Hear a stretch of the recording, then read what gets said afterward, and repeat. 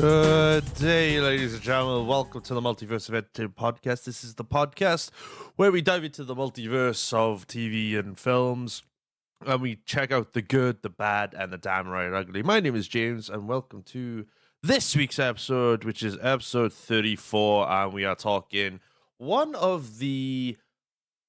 probably one of the utmost classic TV shows in the 90s. I know fondly very well. My buddy and guest today, Sassy Clarence, returns, and we talk about this and we reminisce over this TV show. We're talking Goosebumps, the original Goosebumps show, and it's quite ironic as well that we're doing this episode as this was meant to be kind of like a Halloween episode, but due to taking a week off and then rescheduling everything, we're having it in the first week of December. Which, by the way, Merry Christmas, Happy Holidays to everybody out there. Hope you're all having a wonderful December. I can't believe it's December. 3 more weeks and it's 2024. Wow, it's amazing. So we're talking Goosebumps today. We're looking forward to this one. Let's jump straight into the episode. I don't have a lot of I can't find like interlude music or anything, so you're gonna hear the intro to this show quite a bit in this, so bear with me a second, okay? So let's start it up. This is how good of a podcast host I am, and because I haven't even got the date of the bloody show. Bear with me a second, even though I saw it the other day and I completely forgot about it. Where are we? There we go. So we're talking Goosebumps this week, and let's start the music. Goosebumps was originally released on the 19th of November, 1996. Enjoy the show!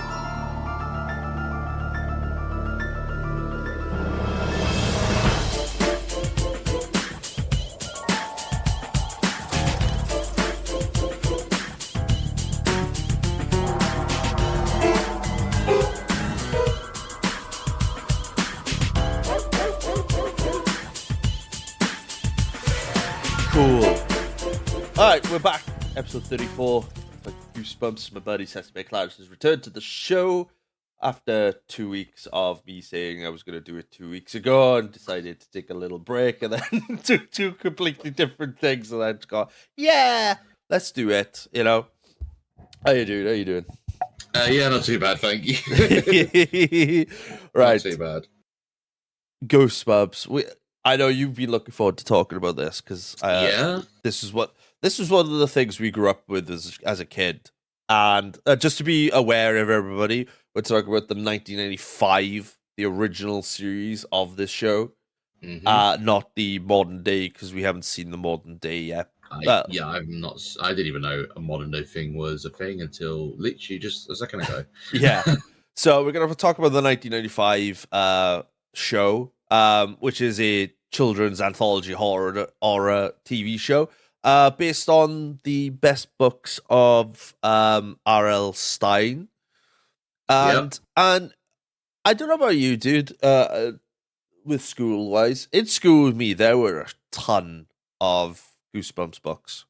Oh yeah, like in my school, there was a ton of Goosebumps books, and of course, when it came to like the reading classes, and they'd ask what books I wanted to read, I'd always pick the Goosebumps books. Like I'm not much of a reader, but there were some books in school with me, like where I think it was the mask, the haunted mask was like one of the books, one of the first books that came out, and I'd read like a little bit of it, then the TV show came out not too long after. Those books. What are your first fond memories of Goosebumps? So my first fond memories with Goosebumps. Now, I actually read the books first in this instance, actually. Okay. Because I think round about in the sort of school period, the books were like very popular, particularly in our school library. Like, yeah, honestly, I think what made me gravitate towards like the books was they always had like very like fascinating covers on them, which kind of gave you like a sort of a little window into the said stories that each book was about. Yeah. And then I discovered that there was the Goosebumps TV series, the original what we're talking about. I believe it was Fox Kids I first watched it on. Yeah. If I remember rightly, yeah. Yeah, I remember it being on Fox Kids as well, but then I distinctly remember it being first coming out on CBBC as well. Oh, really? Okay. Yeah, but I can't remember. I can't remember where I watched it first. I think it was Fox Kids myself. I think for me it was definitely Fox Kids, and I did remember it being a mixture of there were some decently well done stories which were like decently adapted from the book. Yes, but then there were ones that were like really fucking cheesy as well. Yeah. So it's an interesting mixed bag, but I'm kind of interested to look back at this as a grown-ass adult and just to see where I stand on the fence with this. Like, I totally forgot most of these until I watched a Mojo top 10 or top 20 on YouTube. Right, yeah. And they were going through like the top episodes of the show from like 20 to 1, obviously. And surprisingly, the number one episode, and I think everybody would agree was probably one of the best episodes, is The Haunted Mask. 100%. Because I think that was the first episode that came out for the series. Yeah. And it was around Halloween it came out. I specifically remember watching it. I probably didn't watch it on the premiere it came out, but around about Halloween, I saw the episode and instantly was like, yeah, I'm not wearing masks just in case this fucker decides to do this to me, like, you know? Yeah. But like I was looking through, I was doing my research and I was looking through like the episode releases and everything like that. So there's 4 seasons. Originally aired October 27th, 1995, and then the last episode aired November 16th, 1998. And from what I've gathered as well, the UK VHS releases, the UK had less episodes than the American version. Yeah. Which kind of makes sense because over here in the UK, people are like, oh, we can't have, ninjas on our TV, so let's just call the Ninja Turtles the Hero Turtles and, and stuff like that, and instead of using bullets, just use lasers like in the Spider-Man animated series, and like, you go and you watch these, it's very rare that you mix kids and horror at the same time. This what makes this show really unique. It's a horror genre based book, but it's for kids. So it's not. It's scary for kids, but it's not like over the top, like think of the horrors. Like a Halloween, Nightmare on Elm Street. It's straight up murder. Yeah, it's like. This is gonna sound weird. But it's kind of like softcore porn in a way, I don't know. It's the other way. It's not the full on hardcore stuff. It's just the softcore that people get allowed to watch on like TV at like 9 o'clock at night and stuff. I mean, a very interesting analogy, but I totally get where you're coming from. I couldn't think of another analogy. I think that's the closest analogy. All right. Okay, fair. I'm sure that'll give a kick to somebody, but what the fuck? Like, do you know what I mean? Yeah, it's kind of similar in the same vein of Are You Afraid of the Dark as well, where they were essentially sort of like just children horror anthology series. But it's like, obviously, we can't do like a shitload of gore. We can't do like, people calling each other a bitch or something. Yeah, stuff exactly. Like that. Oh, and we could definitely not have any like exorcism or religious shit in there as well. So it's just like, okay, cool. So I guarantee I'm gonna get some fucking comments on it. Did you just compare this to something? Yeah, yeah, I did. It's the only analogy. Yeah, he did. Yeah, so don't worry, you're not hearing things. He did compare it. I did compare it to that, but if you guys are butthurt by that, go fuck yourselves. Yeah, but to what I remembered, not every story of the book got adapted to the TV series. No, it didn't. That I know pretty much. Like there were some which are noticeably adapted to the TV series, and then there are just some where they just didn't adapt to it. So I'm like, oh, okay. Yeah, because the episode, we're not. This is not a ranking episode. A ranking episode for the episodes. This is just literally just talking about it this week. And like some of the episodes that we're gonna run through is like the Haunted Mask. That was a 2-parter. The Cuckoo Clock of Doom. The Girl Who Cried Monster. Those were really good ones as well. Return of the Mummy with the fucking doll, like the with the down in a moment. With the mannequin doll. Sorry. With the mannequin doll, the ventriloquist doll. Oh, Night of the Living Dummy. Yeah. Yeah, Night of the Living. Oh, sorry, Return of the Mummy. Night of the Living Mummy. Yeah. It's alright. You got. And there's a lot more stuff on here compared to what this show originally brought. And to be honest, there are a lot of episodes on the show where you think this is cool, this is scary, this is fun, and then you have a few of them which are like quite cringy. Yeah, very. Yeah, and some that were like cringy, and then some that were just batshit insane. Yeah, and you look back at it, you go, yeah, this hasn't aged well whatsoever.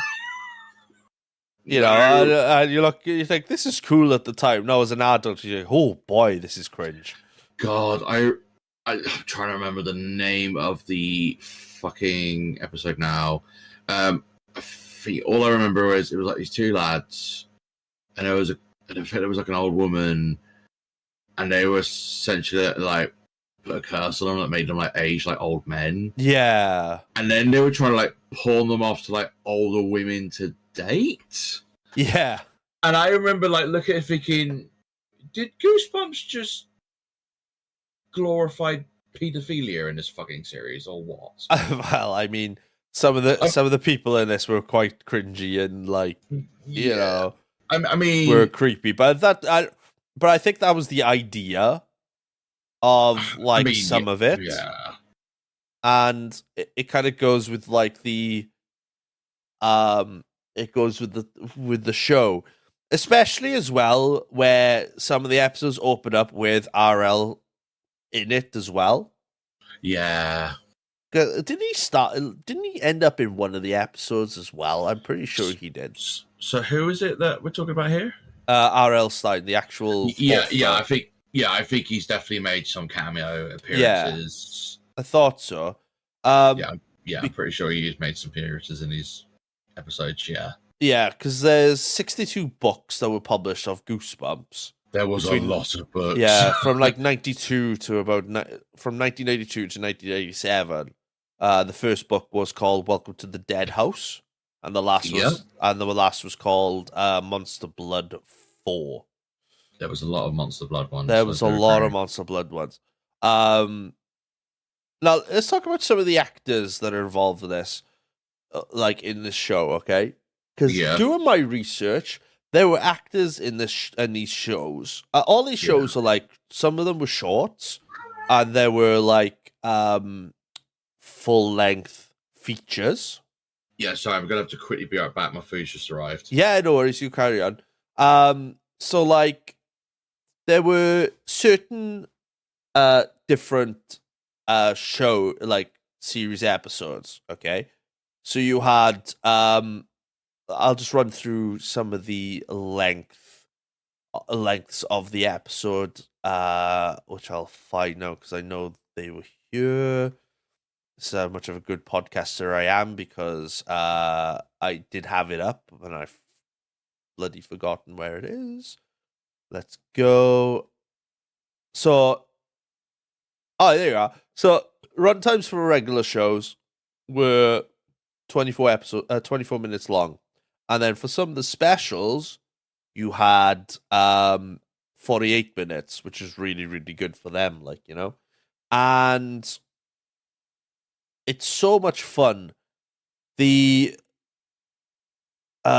music fit the show as well. It doesn't say the composers. So the composers were Jack Lenz, who did seasons 1 and 3, and then Brad McDonald did seasons 2 to 4. Now I don't know what other music they'd done in the past, which I should have really done my research on. But the music was absolutely spot on. Jack Lenz made that incredible like theme that you hear at the start of this podcast, where it's just so creepy, funky, but so 90s as well at the same time. And the genres that this book and this show hits as well. You got anthology, comedy, drama, horror, mystery, science fantasy, supernatural, and thriller. I've just got back. Sorry about that. That's all right. And they're all really, really good genres. Such a tackle of genres. There's about 2, 4, 6, 8, 9 genres it runs through. There's a lot of genres with this series. Yeah. But looking back on the actors, and like I said, returning to like research and see some of the actors, I was so surprised to see some of the actors that we watched today were in this series. All right, and you've got you've got one with Catherine Isabelle in it. Catherine Isabelle's in one. She's in the it comes from beneath the sink. She was in that. Yeah. And this one really surprised me. In the episode Say Cheese and Die, do you know who the star of that was? If I remember rightly, was it Ryan Gosling? Ryan Gosling was in it. And then you've got Scott Speedman as well in it as well. So quite an array of actors that are that started off as young actors in this show. You also got weirdly Adam West. Yeah, the original Batman. Yeah, was a guest star in the show as well. And I literally saw you've got AJ Cook as well. She was in it, and I didn't know this until literally just seeing it just now. Night of the Living Dummy 3. Okay, stars a young Hayden Christensen as Zane, which I did not know. Anakin Skywalker himself. And little did we know that episode featured was in July 20th, 1997. So 97, 98, 99, 2000, 2001, 2002. 5 years later, Hayden Christensen would be in Star Wars Episode 2. That's crazy. You know, it's crazy how you go into it and you just go, what the Jesus Christ, like, it's so good, it's so much fun. The show arrays from like Canada, America, UK. You know, it's really a lot, really good, well thought out, and such an array of books and different stories as well. Obviously, it petered out as time went on, I think, and it lasted for a long time. For us kids, it lasted a long time. But then it's after that, it simply dropped off the face of the earth. Yeah, that it certainly did. Which was unfortunate. Until it might get its own episode one day, but they brought Goosebumps back with a movie starring Jack Black. Yeah. And I've heard mixed reviews on it, so I'm looking to give it a shot at an episode one day. Yeah. And have you seen that movie? I don't think I've only heard little bits and pieces about the movie, but I don't think I've been able to. I don't think I've ever seen it all the way through. Yeah, and then very recently now they've brought out like a reboot of the show. Yeah. So, and that's only been out very, very recently. Because they wanted to do a live action. It was announced in April on 28th of April 2020 that a live action reboot of Goosebumps was being produced by Sony. Right. And then Origin Films, who produced both of 2015 film and sequel in March 2021. That they were bringing like this Goosebumps, but R.L. Stein had stated that the series had found a producer and a director, so he's still. So R.L. Stein is still involved with pretty much a lot of the stuff to do the show, which is really, really good to see. Yeah. So I don't see why not the reboot shouldn't be as successful, if not better, than the stuff that we grew up in the 90s. Right. But yeah, I think it's good for like a new generation to experience these books that we grew up with. And like, I'm pretty sure some people got introduced to like the horror genre via Goosebumps. Yeah, I mean, I could definitely see that being a possibility. I mean, I know.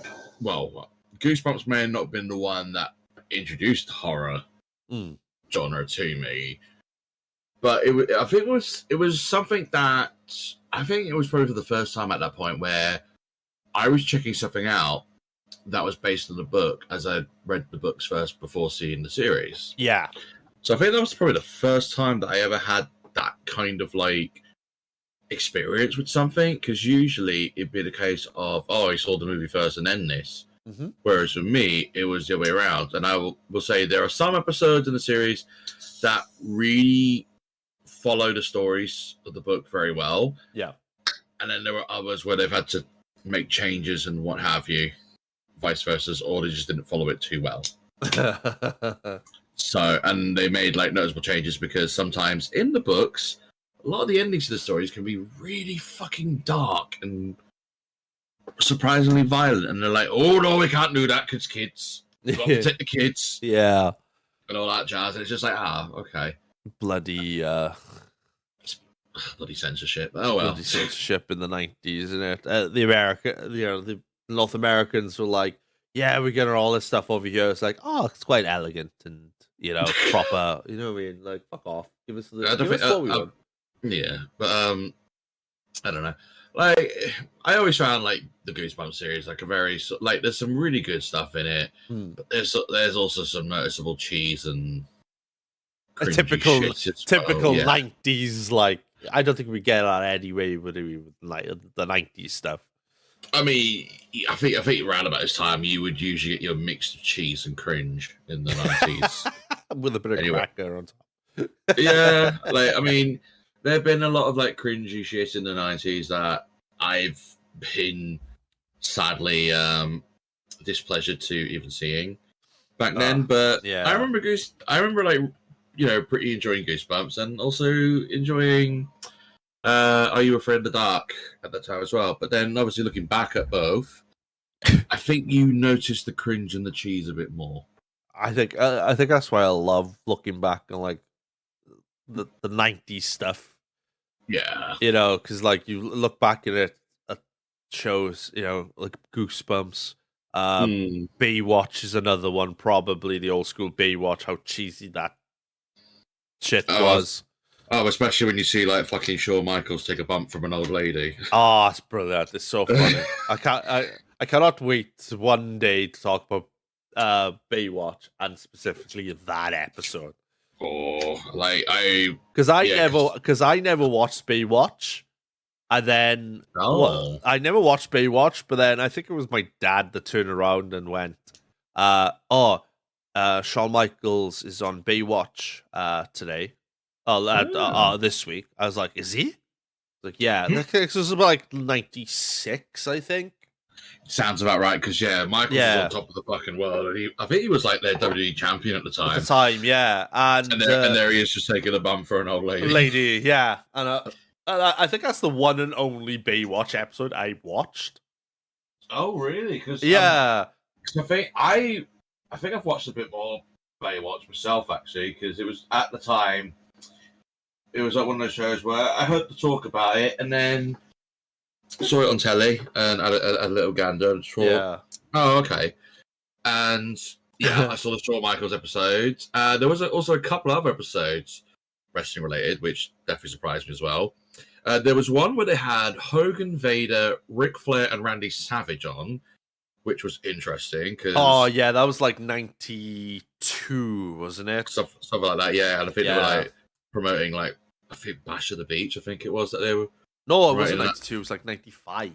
Something like that. Yeah, it would have been 95 because Hogan would have been WCW at that point. And another episode, weirdly enough, had Giant Gonzalez in his fucking hairy Dickless Yeti outfit as well. Like, there's a like, so he's based, from what I gather from the episode, he's like this carnival freak thing. But then outside of it, he's just like a normal human being. But then it's just seeing him in that hideous Giant Gonzalez outfit when he's like caged up, and I'm like, what the hell is this? Do you know what? I know Baywatch. You can see Baywatch somewhere. You can watch him now. But dude, I can't wait to talk about Baywatch. That's going to be a lot of fun. Oh, that will be a load of fun. I'll agree. Can't wait. Right. I don't think there's much else we could talk about Goosebumps, I think, because I had a feeling this was going to be a short episode. I had a feeling because when it comes to TV shows like this, there's only so much you could talk about, like the books and the shows, how the show exactly, and how good or how bad or how cringe the show is from back in the day. But like, oh god, if we had to score this, you could have given it a freaky number like 95. Yeah, fuck it, let's do it. 1995. Fair. Like, if we could give this like an episode out of 1995, which would be like a good score? Because for me, I would probably give it like an 87. I probably would have gave it like an 85, 86. Yeah. Only because, it came out at a time where the books were relevant around about that time. There are some stories that they adapt really well from. Good examples being The Haunted Mask. There was something like Once in Horrorland or something. There was another one. That was done pretty well, I do remember. And there was the one with Adam West in it. I remember having a bit of like hilarious fun with that one. Yeah. But then there are some other stories where it's a mixture of, it's very cringe, the subject matter, which I think, like I fucking mentioned earlier, there was that one episode. I forget. I want to say it was season 3. Was it season 3? I'm trying to have a look, or unless it was like one of the later seasons. It might have been one of the later seasons. I don't know. An old story, that was it, where basically there's this auntie who has these prune cookies and essentially forces the kids to eat them, which turns them into old men. Oh, yeah. And then there's the plot where she tries to sell them to 2 aunties or 2 of her widow friends who want husbands. which, I mean, as a kid, didn't really get an idea what the fuck was going on. As a grown-ass adult, it's a very awkward fucking watch. Yeah. I mean, what was the one? What was the one where the kid turned into a dog, but then at the end of the story, it was like, no, the kids were the dogs already. Oh, wasn't it something about his Harry's adventure or some shit like that? Is it the one where he like grow? Does he grow like hair at some point in the fucking? Yeah, him and his friends just start growing hairs because they all think they're kids, and then all of a sudden it's like, no, they're actually dogs. Yeah, My Harry's Adventure. Yes, that would be the one. I do remember. I remember that one being very cringy. Yeah, that was like, yeah, okay, so these kids are actually kids, but turns out they're actually dogs, imagining to be humans. I'm like, yeah, that sounds great. Yeah, because I'm sure a kid will follow that. Good. Yeah, there are some. Yeah, like I said, there are some stories in this where, as a kid, couldn't fucking understand it. As a grown-ass adult, still can't fucking understand it. So, yeah, I'd say for me, 85's the sort of score where it's like, there's some good stuff in this, but yeah, forewarned, there's some cringe. Yeah, it hasn't aged quite well. Nah, I think it's aged just about as bread being left. I mean, it just goes all green and mold. What is it? 95, 2005, 2015, 2025. This show is nearly 30 years old, which is crazy. Crazy. Yeah. It's like 2 years. It's like 28 years old at the moment. So it's absolutely nuts. Oh, hey, dude. No, thank you very much for coming on again. Appreciate it. Pleasure as always, my dude. We've got you on the next episode for Doom as well, so we're looking forward to that one. I don't know you're looking forward to that one. Oh yeah, I've got a lot to say about that fucking movie. We promised that this was kind of like a cool episode, and then next week is probably going to be a rip the shit out of a movie episode. Yeah, it's like when I talk about good, bad, and the ugly. Oh boy, this movie is probably going to be the ugly one. Oh yeah. Cheers, dude. Appreciate it. Pleasure as always, man.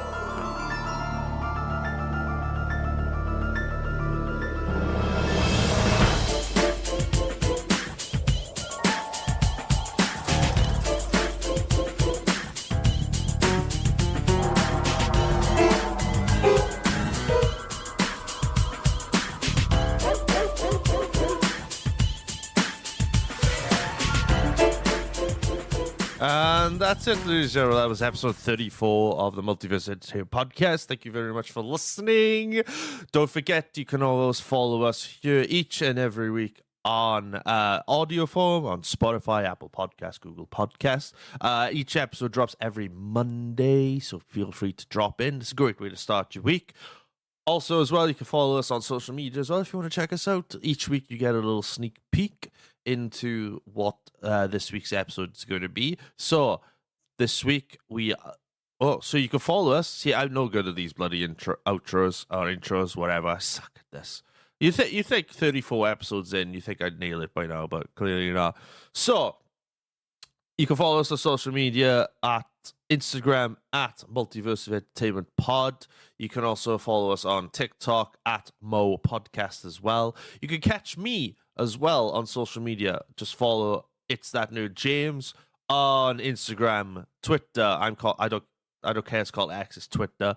You can follow me on TikTok as well. I'm currently doing like Michael Bublé Christmas songs at the moment, like little 15-second snippets just for Christmas because I want to, and it pisses a lot of people off, so it's quite funny. You can also catch me on Twitch as well, twitch.tv/ItzThatNerdJames. I'm currently on there 2 days a week at the moment, just because I work nights at the moment, and the night I sleep most of the day, so so you can only catch me on 2 days a week at the moment. But after Christmas and after New Year's, I will be adding more streams to my schedule, so stay tuned for that. You can catch me there playing games, reacting to stuff, and just being absolute bullied by the chat, so feel free to come in.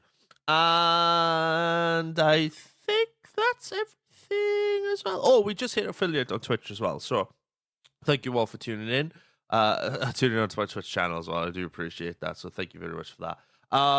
Yeah, I think that's it. Next week, Sassy Clarence returns with me to do another episode 35. We're back in the movie genre, and oh god, both of us are looking forward to this because mostly this film's gonna get ripped the shit out of, but for me it's like I don't know. We'll give it a good episode next week. Episode 35 is gonna be about Doom. That's right, we're talking about Doom, the movie starring Dwayne The Rock Johnson and Carl Urban. So stay tuned for that. It's gonna be a good one.